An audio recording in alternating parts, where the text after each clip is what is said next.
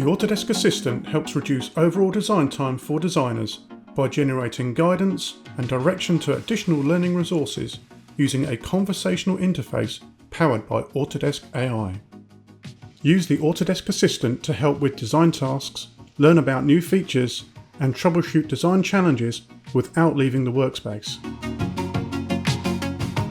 Once questioned, the Autodesk Assistant will return a number of curated solutions to the problem, which can be explored instantly, or provide AI-generated responses which summarize information from multiple sources.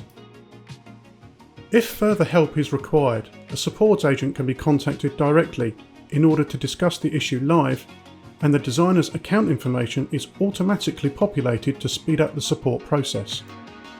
The support agent will then log into the chat and will first review the request and then initiate a discussion with the designer in order to solve the issue as quickly as possible.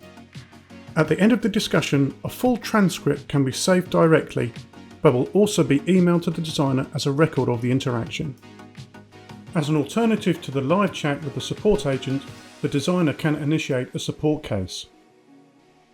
A support case form is presented with contact details and initial question pre-populated, which can then be edited. The option to upload relevant files is also available.